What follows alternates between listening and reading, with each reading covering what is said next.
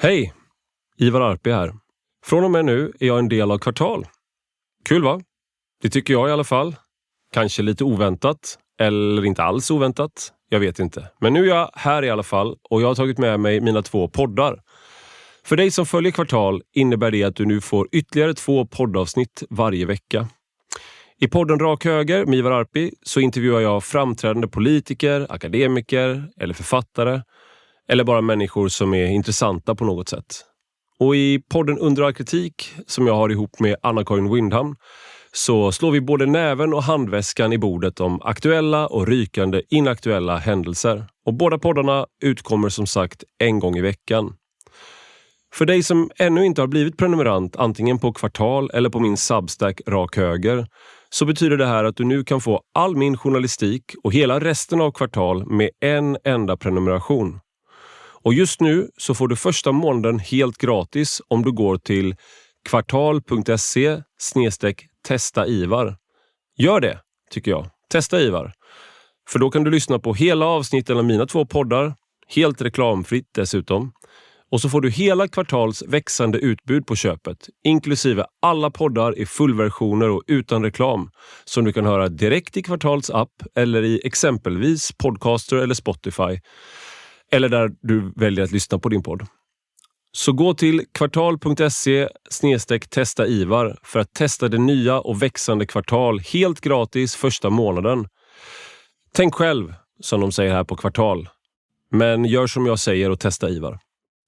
Nu är vår Leo Jackpot uppe i 480 miljoner kronor. På Leo Vegas. Ladda ner vår app och spela de mest populära spelen som Pirates 4, Lightning Roulette och Starburst. Välkommen till Leo Vegas, Sveriges mobilkasino. Åldersgräns 18 år. Regler och villkor på leovegas.se. A few weeks ago, the United States, aided by intelligence from Israel, carried out a significant strike against Iran's nuclear facilities at Fordo, Natanz and Isfahan. This marked a critical step in Israel's ongoing efforts to neutralize Iran as an existential threat, a threat that continues to shape the security landscape across the Middle East. Meanwhile, the war in Gaza has entered its second year, and the debate in the West focuses more on the consequences for the civilians of Gaza, which is perhaps understandable. But it also obscures the event that triggered it all, the horrific Hamas massacre of October 7th, 2023. And so, if one tries to hold both of those things in mind at the same time, what would an Israeli withdrawal from Gaza look like? And what is the end goal of the war? Against this backdrop, today's episode features my conversation with Israel's ambassador to Sweden, Ziv Nevo Kulman. We discuss how, paradoxically, October 7th led to a noticeable rise in antisemitism across Sweden, Europe, and, sadly, throughout the entire Western world.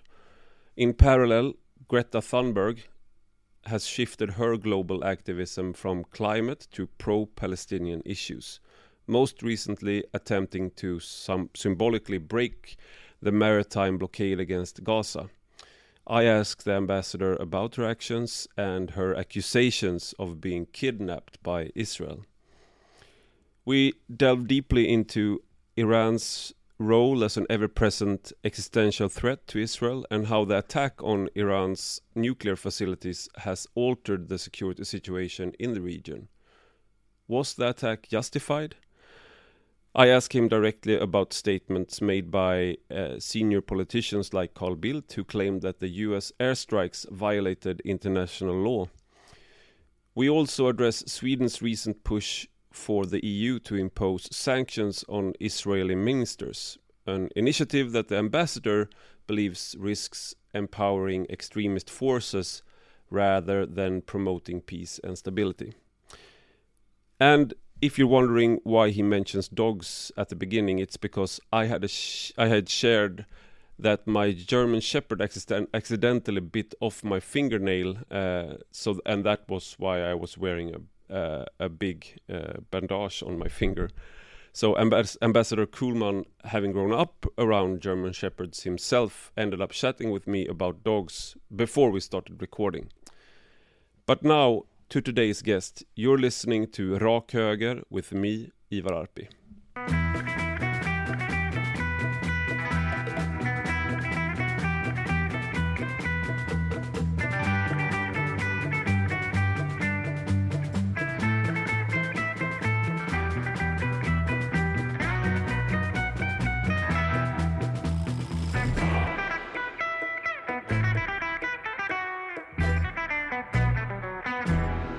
Welcome, Mr. Ambassador Ziv Nevo Kulman, to Rak Höger.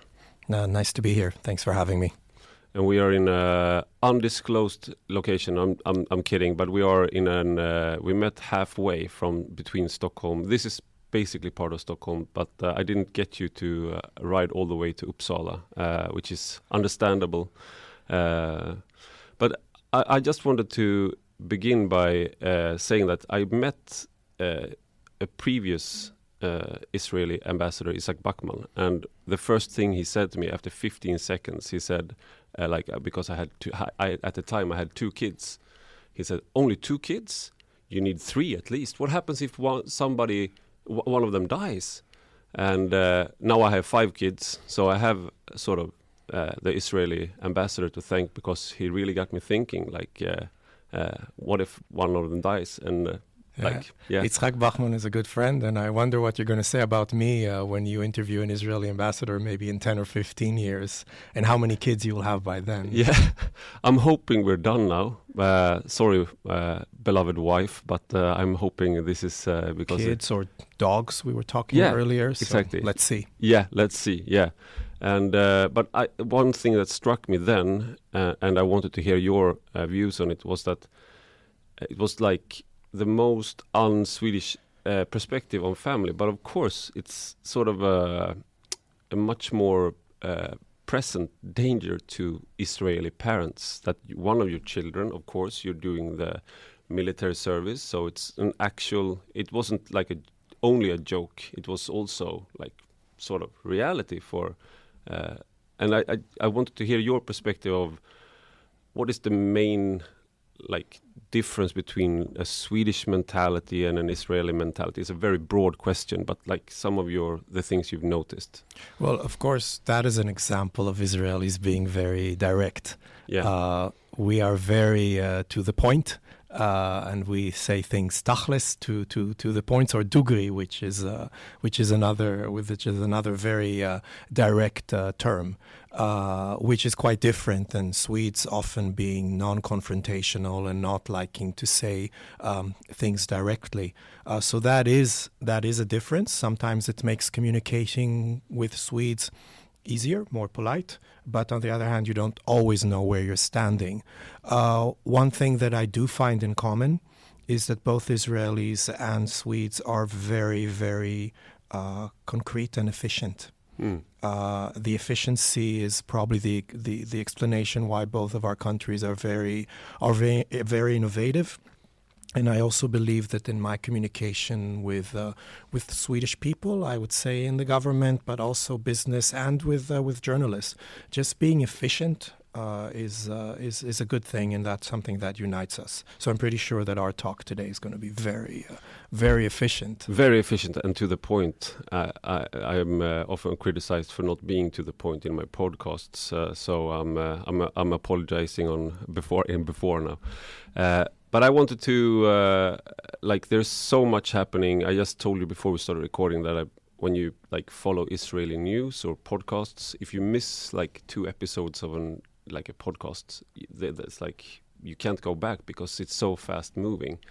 But I wanted to... It's not just a podcast, it's the reality in Israel. Yes, what happens in Israel is in 1 week probably doesn't happen in a peaceful European country in one year. Yeah, I mean, and now decades in a week, you could say. We'll get to Iran, but I wanted to begin with sort of a 0.0, one of the 0.0 of history, which is the Hamas terror attack, or it's hard to it's a terror attack, it's a massacre, it's an act of war.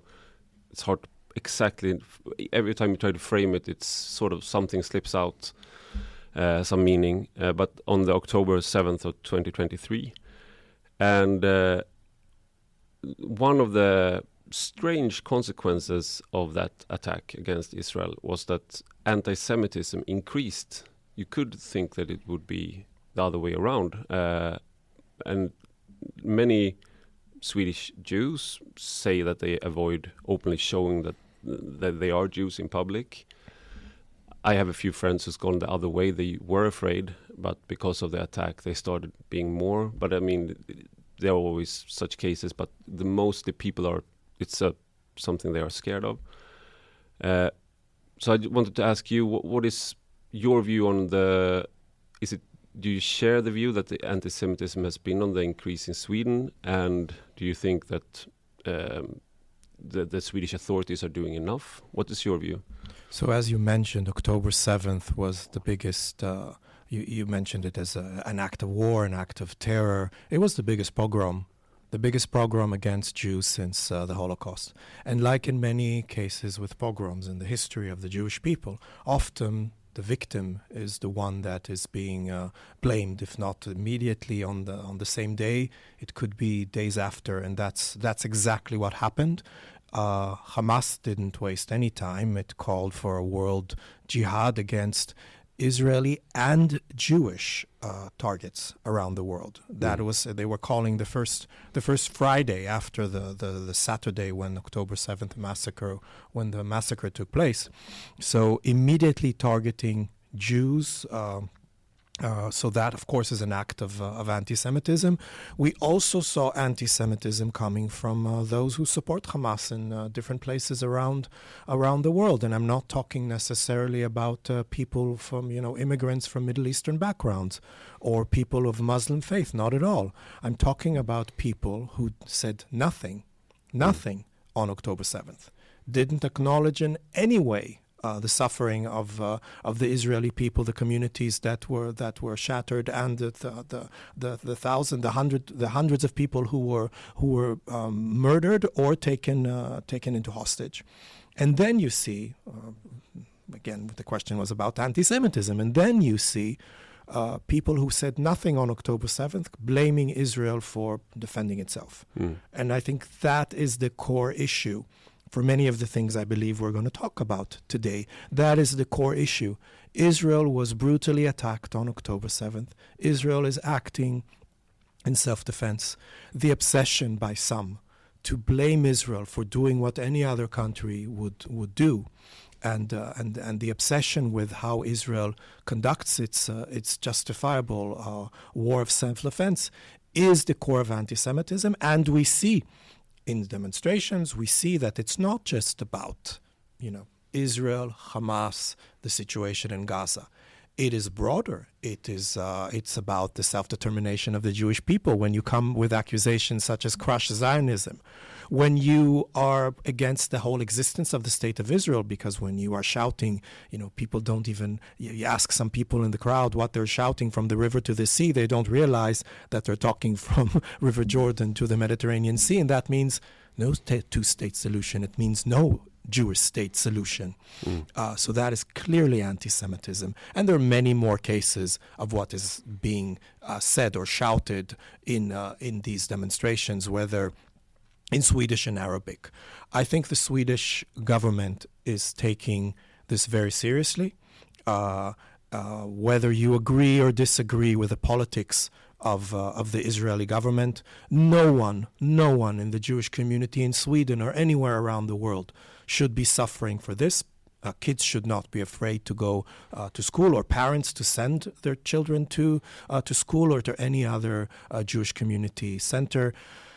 And that's something that we all have to be we all have to be very clear about, that there is no justification for anti-Semitism whatsoever.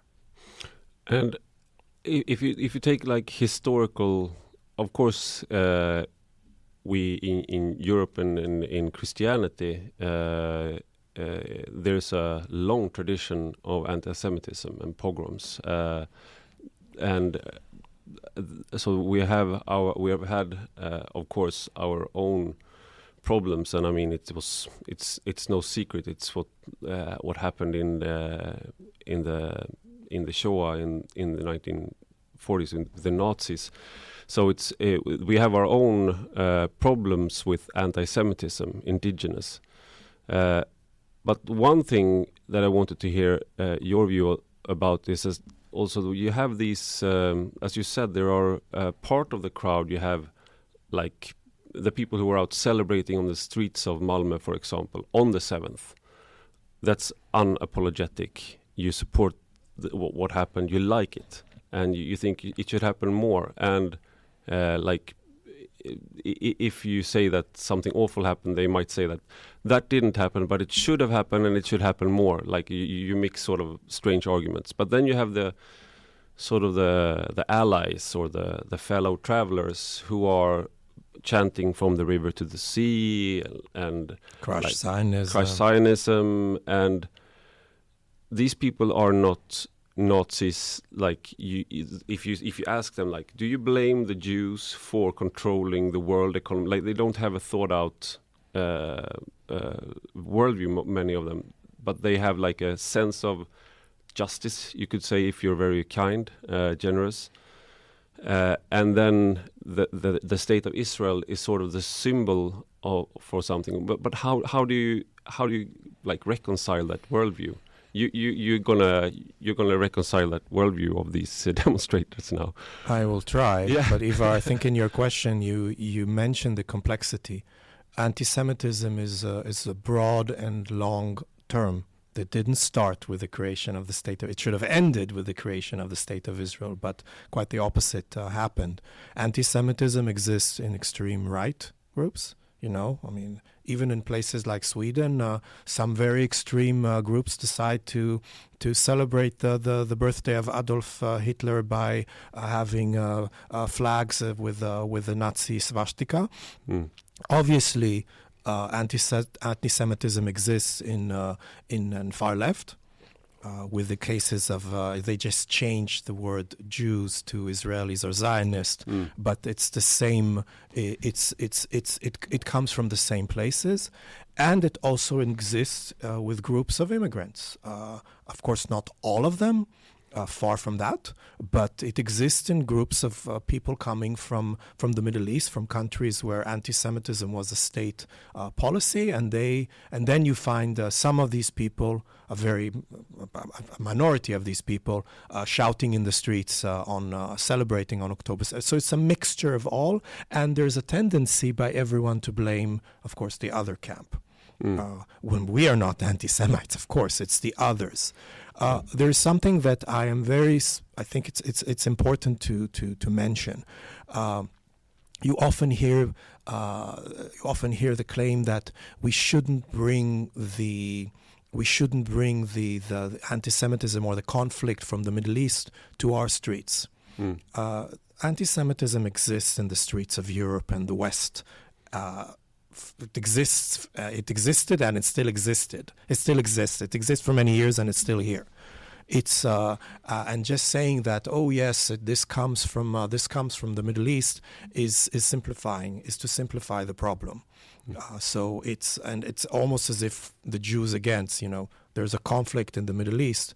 Israel is fighting against the Arab world. This is brought into the Swedish backyard. So it's almost to say that, again, it's the Jews' fault. So one has to be very, very careful. Anti-Semitism exists in so many aspects, in so many wings of life. It's not just in the streets. It's also in the cultural world, in the academic world, and also in the political, in some of the political spheres. So I can't give an answer to your very complex question, but I can point out the fact that anti-Semitism exists, and we have to fight it in every form that it pops up in.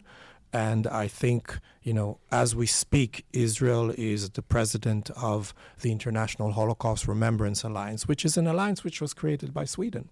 It's a Göran Persson initiative. which was, with the Stockholm Declaration, and it's a very good alliance of many like-minded countries when it comes to remembering the Holocaust and to combating anti-Semitism in all its forms.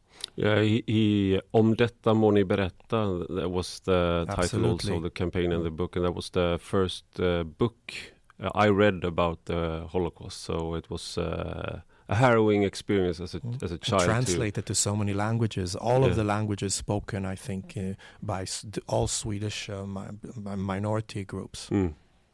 And but there's a sort of in the post-Second World War, you wanted to protect minorities, you wanted to protect vulnerable groups or individuals because of as a reaction to the Nazi ideology and war crimes, the Holocaust first and foremost, and but sort of one of the strange side effects, I would say, of that is that you want to side with the weak part so if you see a Goliath, you want to side with David, and to that extent, like when Israel is attacked, when Israel is not then just rolls over, and when it responds and perhaps even wins, then you immediately goes from David to Goliath in this worldview. And I think that's sort of part of many of the left-wing demonstrators, at least, that they perceive that Israel is the stronger part in relation to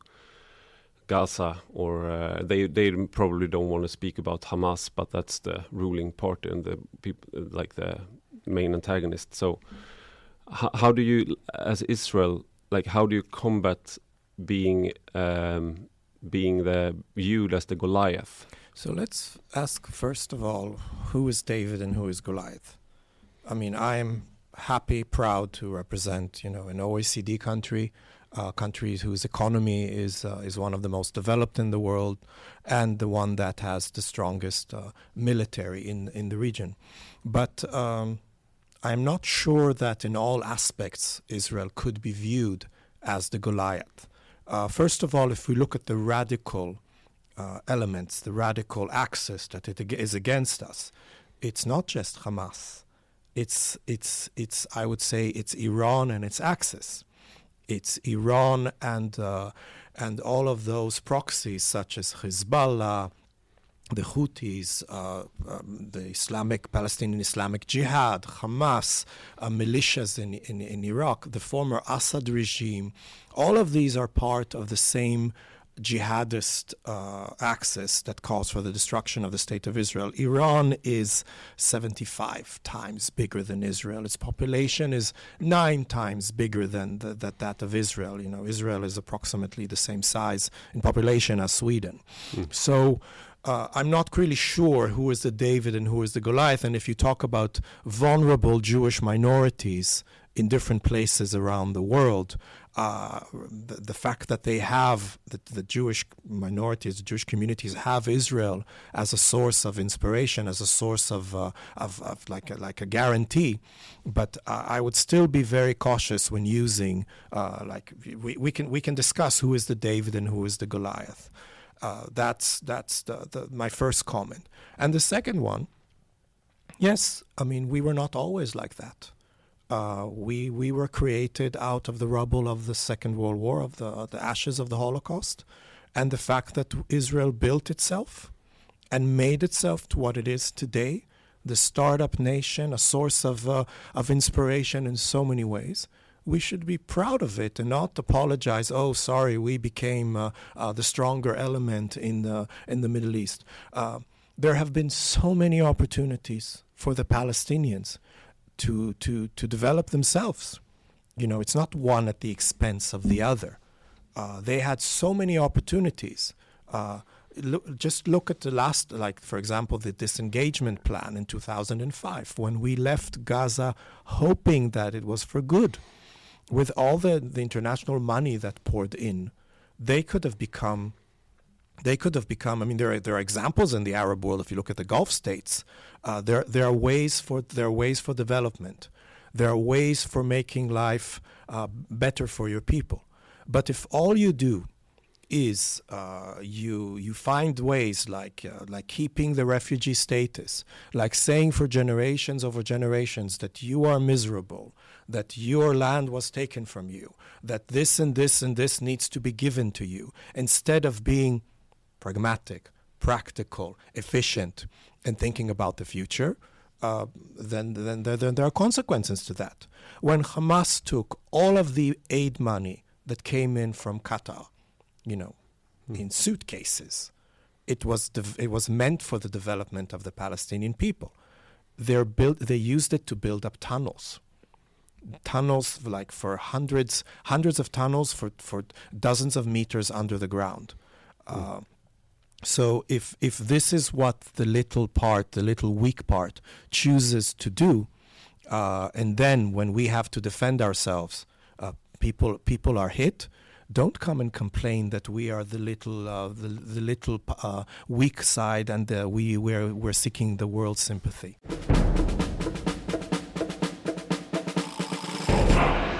The question is consciously provocative. I think the view of Goliath also, you have this view of like the Israel lobby, Jews in media, Jews being like it's sort of part of the Goliath, like the Jewish Goliath. The Jewish conspiracy that runs. Exactly. I think you're doing a very bad job, I would say, because like the public opinion in certain areas of the West has been very anti-Jewish and very anti-Israeli. So maybe you can get a word into the Jewish lobby who controls everything. So maybe we don't control the media after all. Oh yeah, no. Because that was my next question. Like you can see that these, even though Israel was attacked on the 7th of October, and it was very, if you also frame it as part of a theory on the part of Netanyahu and the government that if you would increase economic cooperation with Gaza and with Hamas, you would sort of normalize relations, even though of course you know what Hamas is, but you could argue, and people have argued, that this was a fatal error on the part of the Israeli government and authorities, that they'd missed what was happening actually. But you had increasing like economic ties, more people going over to Israel and working in Israel, and then the 7th of October, which the shock of that. But as we've been talking about, the public opinion has been, it was initially very supportive of Israel, at least, but now it's been sort of, if you look at over the Western world, you look at YouGov and you look at these polls, you can see that there's, especially among young people, they have a negative view of Israel, or a critical view, at least. Like, how do you interpret this shift, and what can Israel do, or what can be done to shift it? So first I will refer to the misconception, which was the biggest mistake, the biggest error in those. I mean, and this is something that is going to be investigated for years. How could this have happened? How could you earlier referred to the Goliath, but how could the biggest army in the Middle East, the one that has the biggest like intelligence, how could we be misconceived by thinking that Hamas actually wants quiet, that Hamas wants just some money to pay salaries, and then everything is going to be quiet and it's deterred, and the last thing it needs right now is problems with its own public because of starting a round of violence. And boy, were we wrong, and that is obviously something for the historians, or the ones that are investigating it. I think the world understood that. But what also happens is that people's memory is short.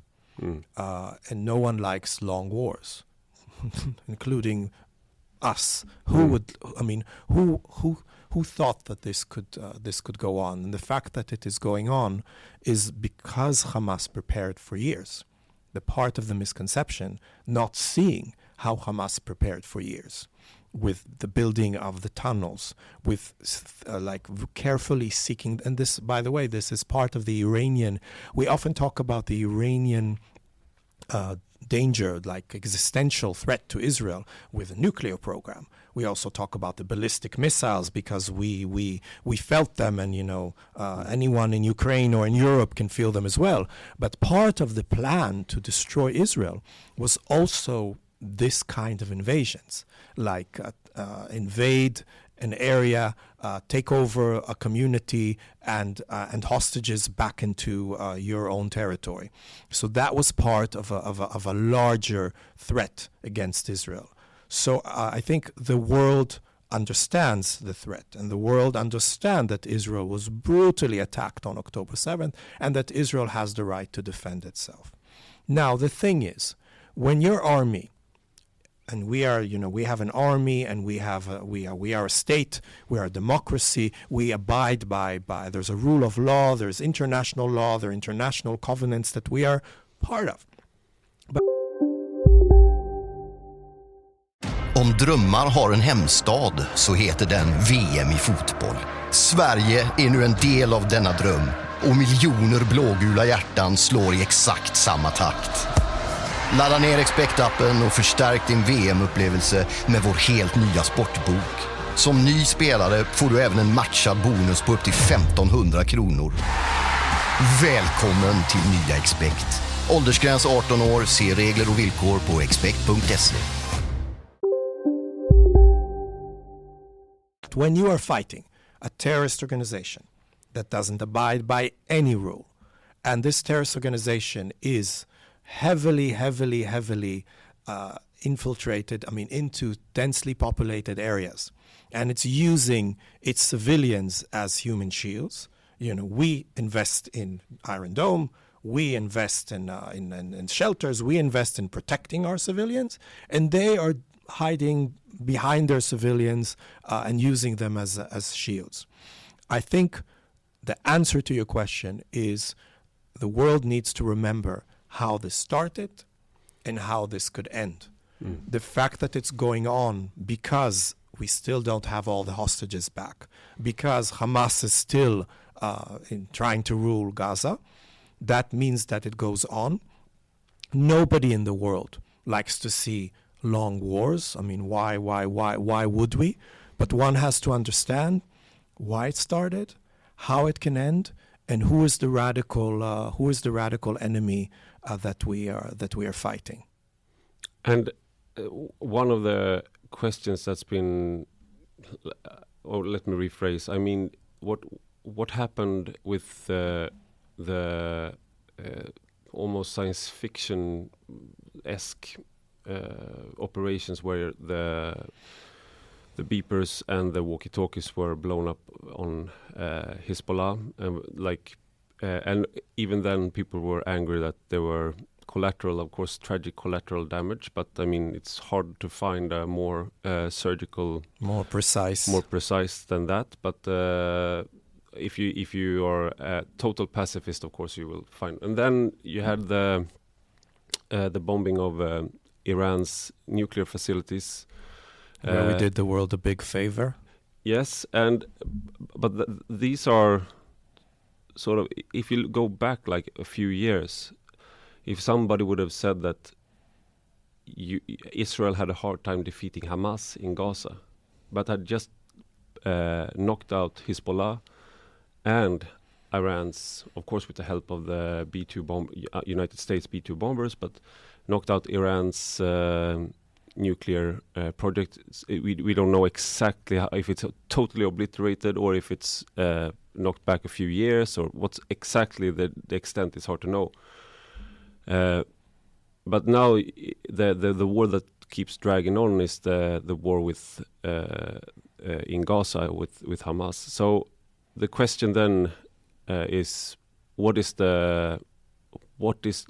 an end goal look like? What is if a strategic victory against Hezbollah and Iran looks basically like this? It could continue, but it's a huge success, to speak like Donald Trump. But what does it look in Gaza and with Hamas? So, the goals of the war in Gaza have not changed. They are to return the hostages. As we speak, there are 50 hostages. We know about 20 of them that are still alive, and they are in terrible, terrible, terrible conditions, held in tunnels, chained, tortured. They are not fed. We've seen the conditions of the ones that came home, and they have been held in these terrible conditions. So the number one concern is to bring them home, and to bring them home now. The second goal is to demilitarize the Gaza Strip of Hamas. That's a big favor to the world, a big favor to the region. Everyone knows that Hamas is not going to be part of the day after.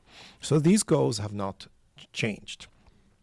Part of the situation that you're describing maybe alludes to a certain naivete that you have in world opinion, saying, yes, we don't like Hamas, but now is time for a ceasefire, and now is time to sit down and talk about peace and talk about the two-state solution. On a podcast. It is a certain naivety that some people in Western and peaceful countries can hold. And I wish I could join the same idea. But when you have an enemy that is calling for your destruction, and it's not just Hamas, there's a whole bunch of people out there calling for our destruction, and even the ones who are so-called supposed to be the pacifistic, moderate, pragmatic Palestinians, you can see the way that they're acting and their incapability of fighting terror. So one asks what will happen if the Palestinian Authority had elections. Hamas would most probably take over. So it is on the West Bank. On the West Bank. So it is a certain, I would say, it's a certain naivete to say, well, you've been fighting for too long, and now you have to sit down and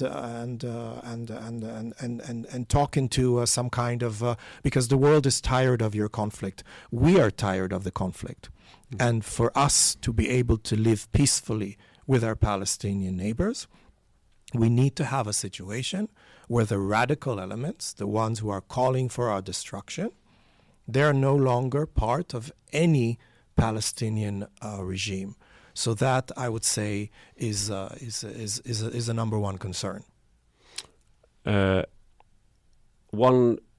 talked about the naivete on the part of world opinion, and I think another one of those naivetes is that if you look at the strike against Iran, for example, many of the reactions, many were supportive, but there were also a lot of European leaders who immediately were talking about de-escalation. And you had our former foreign minister, Carl Bildt, who immediately said that this was against international law, and he didn't want to hear anything else, because that's like I think this sort of it betrays a view that you won't solve anything with these things. Because you won't defeat the Islamic Republic of Iran with airstrikes. You shouldn't do them, and so it's almost like if you do these things and you don't win a final victory, you should refrain from doing it. But what is how do you view these reactions from the European leaders who want a de-escalation immediately? And Carl Bildt, I mean, he's not part of the current government. He's big on X. He's one of the biggest there, but of course he's a Swedish politician with influence still. So there are many European leaders who actually understood Israel. I mean, if you look at the German Chancellor Merz, he basically said what a lot of people believe, that Israel was doing the free world a very big favor by eliminating a nuclear threat, by eliminating ballistic missile threat. And, the weakening of the Islamic regime in Iran is very good for the free world. It's very good for the Iranian people. So obviously there are a lot of people who think that way, and perhaps didn't pronounce that. When it comes to criticism against Israel, so-called because this strike was again in the middle of negotiations between the Americans. Again, it's a certain naivete that, oh yes, the Americans and the Iranians were just about to strike a deal, but everyone knows that the Iranians were deceiving. The International Atomic Energy Agency, the IAEA, said that the Iranian that they were in non-compliance with the NPT, that they were developing nuclear weapons, that this was not for civilian reasons, and we know that they were really at the 11th hour with the amount of uranium that was enriched to the level of 60%. That means that you're weeks away from producing 9 or 10 bombs, and this is not Israel saying, this is the IAEA acknowledging their non-compliance. So obviously there was great understanding why Israel had to act in self-defense, why certain politicians who, we're not talking about the Israel-Palestinian conflict. We're talking about the Iranian regime. You usually hear in this country, in Sweden, condemnation from across the board of all political parties when it comes to the condition of the human rights in Iran, when it comes to gender equality, when it comes to the assassinations. This is the regime that assassinates the most of its own people, and you usually hear condemnation in Sweden. But when it comes to a battle with Israel, where it is very clear where the West should stand, where the free world should stand, then we heard silence from unfortunately from too many parts. I find it ironic also because it's one of the confirmed foreign actors that are hostile towards Sweden and acting on Swedish territory. Also and, against Israeli and Jewish Swedish targets and communities and individuals. Yes, so we have confirmed, and this is sort of a new way that our security police is communicating, that they are confirming that this is something that comes from. It's something novel in Sweden that they are actually telling us. Usually, you don't talk so much about what's going on with these kinds of things, but now we know, and so that made it strange to hear that it was United States breaking international law and against that regime when they are not complying. And I don't think it's part of the international law that you can recruit criminals in another country to murder people, citizens of that country. So it was sort of strange from that point of view. But I also wanted to turn to the relationship between Sweden and Israel, because this is, of course, there's a lot of Swedes who are very friendly towards Israel, and you have organizations who are for many years been working with Israel, and there are Israelis in Sweden, and so you of course there are friendly relations as well, but it's no secret that Sweden has been one of the most vocal supporters of the Palestinian cause. You could say, in 2014, we were among the first major EU countries to recognize Palestine as a state. And lately, you had in May, our foreign minister Maria Malmö Stenergard, she was pushing that Sweden was pushing for EU sanctions targeting individual Israeli ministers who support settlement expansion and oppose a two-state solution. I think it was how it was phrased.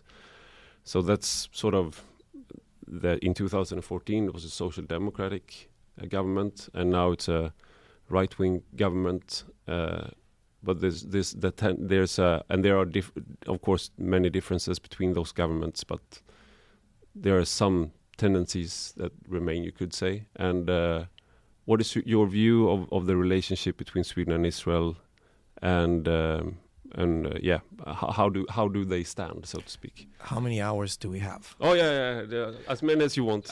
Because this, of course, the Sweden-Israel relations they have gone ups and downs. I've been here since August 21, and I have to say that the current relations are good. They have improved dramatically since the unfortunate Swedish recognition of a Palestinian state by a previous Swedish government in 2014. Our relations are open, and we have a good exchange. And since I've been here, I managed to accompany 3 Swedish foreign ministers on visits to Israel from the previous Social Democrat government, but also 2 moderate ministers. And this is something unprecedented. Now, of course, as among friends, we don't always agree on everything. I think the Swedish government understands that Israel is in a war for its survival, it's in a war of self-defense, and that Israel is doing everything it can to defend itself within the limits and its limits, because we are a democracy that respects international law. So this is the basic understanding, and this is the basic for the dialogue. Now, some things are in the framework of the EU, and we see if in general Sweden was, I would say, since the change after the Swedish recognition, after realizing that having an extreme or radical view, even among other European Union countries, towards Israel is not something in your interest, because it makes you irrelevant. It makes you a player that no one listens to, because you are radical, because you are saying something that is completely biased. So I think Sweden took a position where it is more mainstream among the EU. And I hope this is where Sweden will remain. We listen to criticism that we hear from the Swedish government and from other governments. We are taking this into consideration. There is a lot of aid going into to Gaza in different ways, and we can discuss that. But what we are saying to our friends, and Sweden is a friend, we're saying we're in a war for survival. If you put all the pressure only on one side, blaming only one side for a difficult situation with the humanitarian situation in Gaza right now, you're making it sound as if only Israel is responsible, whereas Hamas is responsible for the misery of the Palestinian people. Hamas started this war. Hamas is in control of Gaza. Hamas is taking over the aid that is going in. So you cannot, on the one hand, say Israel was attacked. Israel has a right to defend itself. We don't want Hamas remaining in Gaza in the day after. But on the other hand, while negotiations for a ceasefire, for negotiations for a hostage exchange deal, a hostage return deal are being held, if you put all the pressure on one side, you are giving a prize to Hamas. You're giving a prize to the radical elements behind it. So it's very unfortunate. The European Union should stand with Israel in its struggle against Hamas, and not put pressure only on one side. That's not going to end the war faster. It's going to create quite the opposite. Hamas will continue to say no to every negotiation proposal brought forward by the American negotiators, and that's not going to help anyone in the region.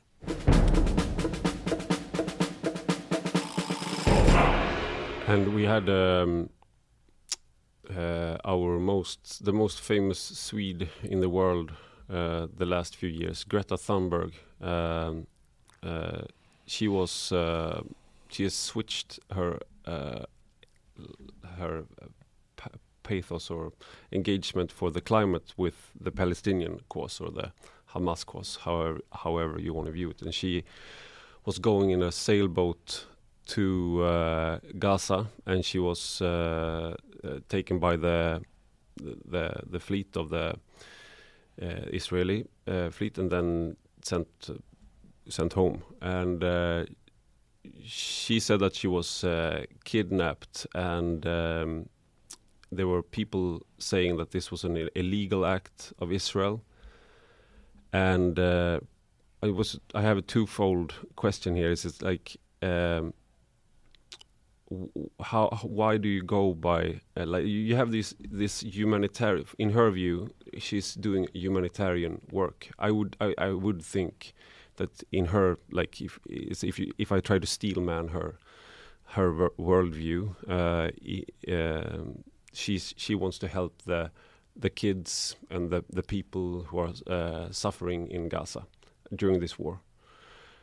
And when she then gets apprehended, it looks like, for some people, it looks like, oh, Israel is trying to prevent humanitarian aid, and this proves it.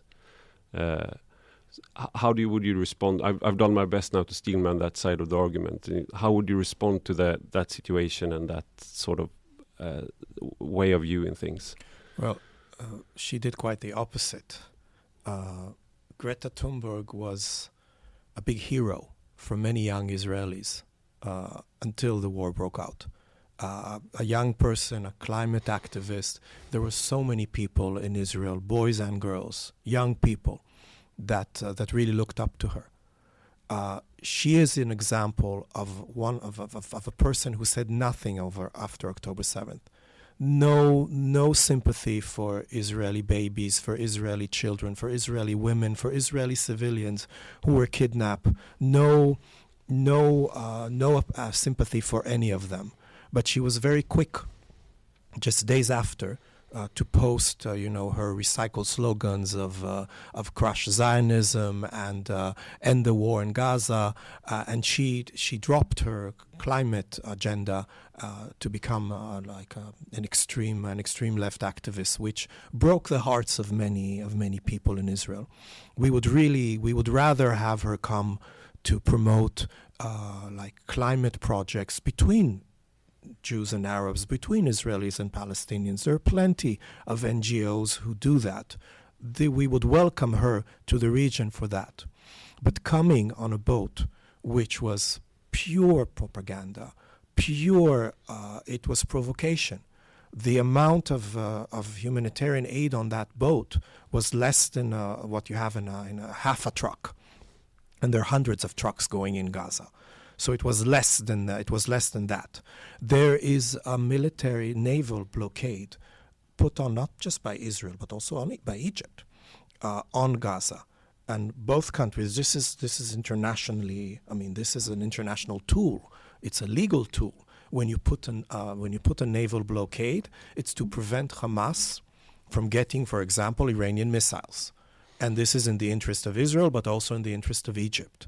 So when you are trying to open, when you're saying that you are deliberately going to try and break this blockade, don't expect us to welcome you in open hands. And we did everything possible to prevent this provocation from happening.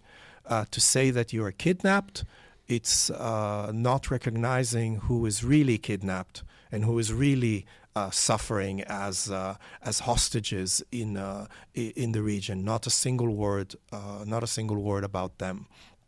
So I hope that one day, she could go back to put more energy on projects that are actually going to make the climate, the climate of peace and the environment a better one for Jews and Arab in the region. If you view, as Sweden then did in 2014, said that Palestine is a state, then the conflict is between states, and then the blockade is part of international law. And that's the view of most judicial scholars that I've seen.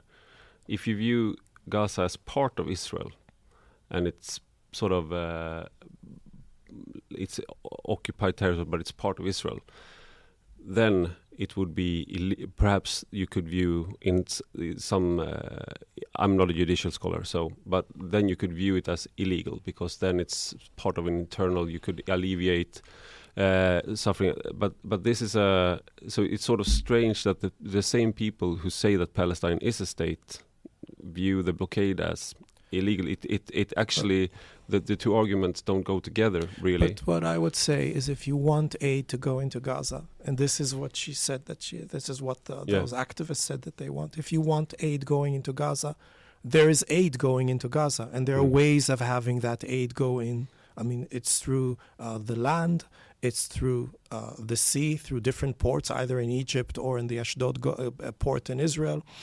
There's a way for international organizations to support aid going into Gaza. Yeah. So if this is what you want, this can be achieved. If all you want is to create provocations that are going to create more incitement, because look, for example, at the demonstration that she participated in Stockholm after returning from her experience in Israel. These are demonstrations that call for more hate, for more incitement. I don't see in any way how this is helping the Palestinian cause. I have a question that's really hard to put into words, because it's very sort of, it's a strange way to think, but if you look at how many people who were killed during the 7th of October, and you look at how many Palestinians who's been killed in the war, this is an argument that comes up from time and time again, and you can see that there are more Palestinians who's been killed than Israelis. So doesn't that make Israel, at least retroactively, the bad one?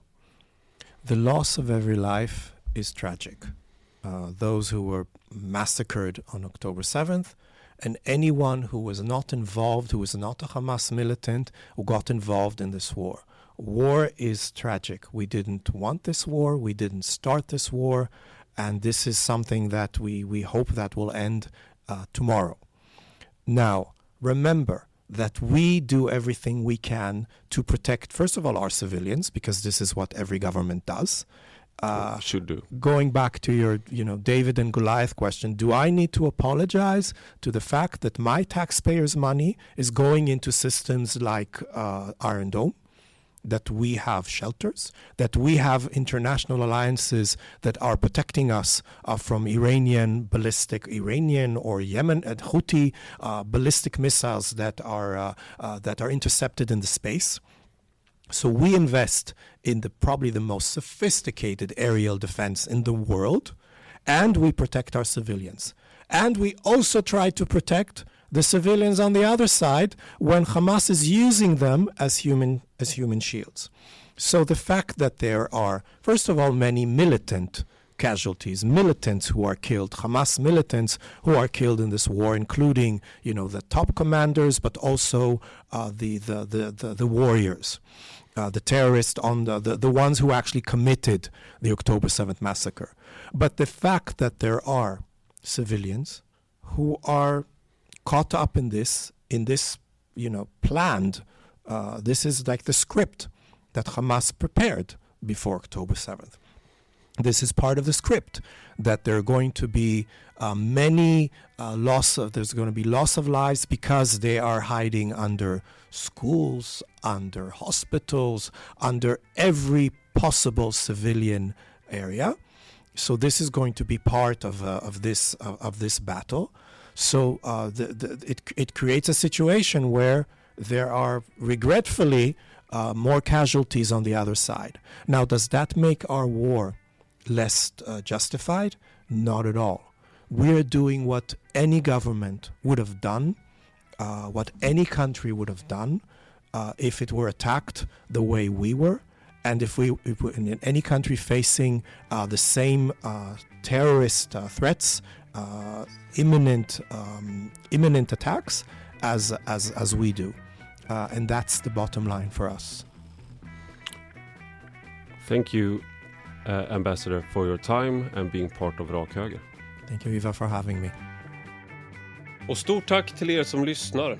Och vi får inget pressstöd, vi tar inte emot pengar från någon intresseorganisation eller lobbygrupp. Det är endast tack vare er prenumeranter vi kan fortsätta vara självständiga röster i en konform samtid. Och blir ni betalande prenumeranter idag får ni 30% rabatt. Gå då in på www.enrakhoger.se/podd för att ta del av erbjudandet. Vi hörs om en vecka igen.